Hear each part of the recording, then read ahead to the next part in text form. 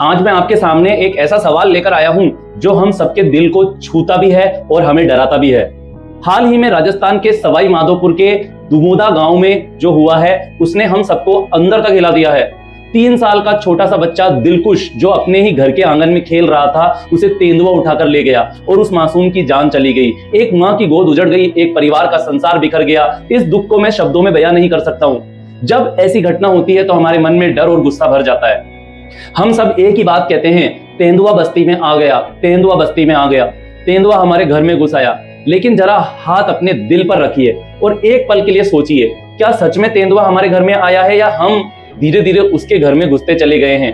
तेंदुआ न तो हमारे बाजार में सामान खरीदने आया था, न ही तेंदुआ हमारे गांव में जमीन पर कब्जा करने आया था। उसका घर तो वह ऊंचे पहाड़, वह घने पेड़ और वह शांत जंगल थे। लेकिन हमने क्या किया?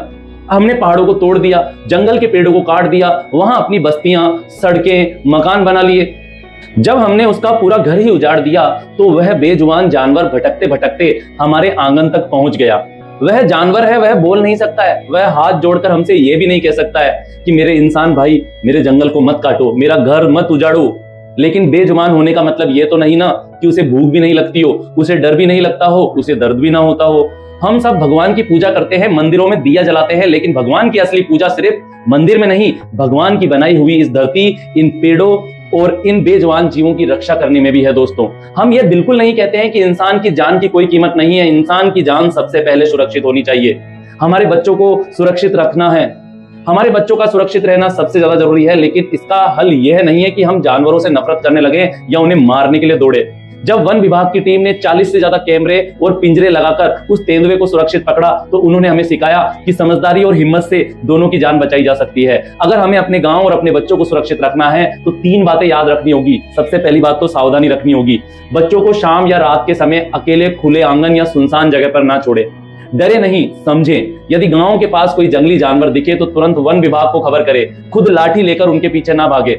प्रकृति का आदर करें, सम्मान करें, पहाड़ों और जंगलों को नुकसान पहुंचाना बंद करें। याद रखिए, पहाड़ सिर्फ एक पत्थर का ढेर नहीं है और जंगल सिर्फ सूखी लकड़ियां नहीं है। ये सब मिलकर हमारी जिंदगी चलाते हैं। दोस्तों, अगर जंगल खत्म हो गए तो न बारिश बचेगी, न पानी बचेगा, न ही चैन की जिंदगी बचेगी। आइए आज हम सब मिलकर यह प्रण लें, हम तरक्की जरूर करेंगे, अपने गांव को आगे जरूर बढ़ाएंगे, लेकिन ऐसे नहीं कि किसी बेजुबान का घर हमेशा के लिए छीन लेंगे। इंसान भी सुरक्षित रहे और जंगल का जीव भी सुरक्षित रहे, यही असली समझदारी है। सभी को मेरा धन्यवाद दोस्तों, सभी को।